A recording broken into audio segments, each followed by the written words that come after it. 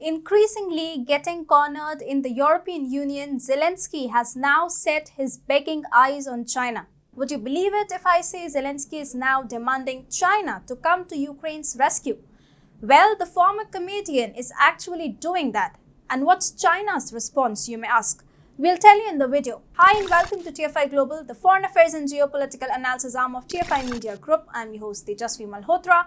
And if you haven't subscribed to the TFI Global channel yet, please hit the subscribe button and press the bell icon to receive all the latest updates. Recently, a big controversy broke out between CCP's official pamphlet Global Times and CNN. CNN, quoting a Republican leader, Mikhail McCall, earlier claimed that the Chinese delegation at Davos had shown disrespect towards Zelensky while the Ukrainian president was delivering his speech. Citing McCall, CNN reported that the Chinese delegation remained seated while the audience at Davos gave a standing ovation to Zelensky. Interestingly, Chinese media was quick to refute such claims and clarified that the incident never happened and that China doesn't harbor any hatred for Zelensky. This shows that piled under growing pressure from the West and China's burgeoning economic crisis, the Chinese regime has finally softened its stance on Ukraine. The fact that China doesn't want to show itself aligned with Russia on the global stage is being viewed as a friendship proposal by Ukraine.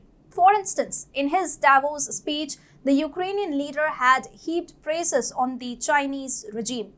Despite allegations of colluding with Russia being leveled at the CCP administration, Zelensky said that he was happy with China's position.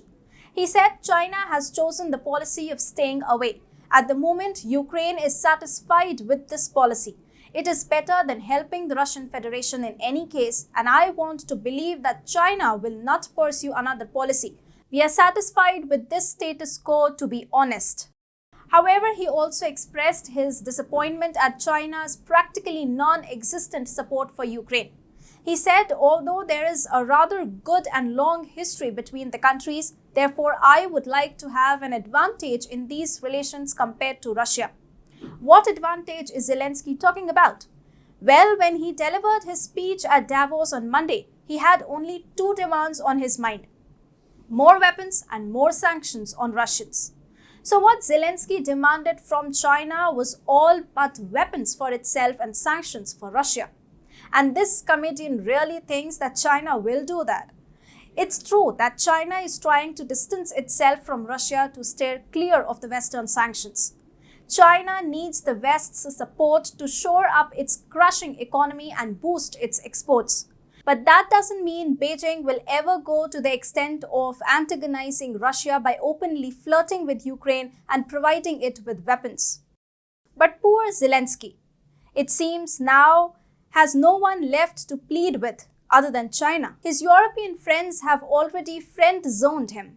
For instance, Germany is believed to have initiated talks with Russia to build a food corridor between Ukraine and Europe in return for lifting some sanctions from the Russian economy.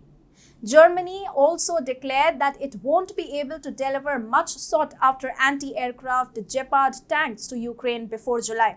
But Zelensky should realize he's knocking at the wrong door for help. 79-year-old President Joe Biden is anyway best for him, who doesn't even blink an eye before lavishing billions of dollars of American taxpayers' money on his depleted and starved regime.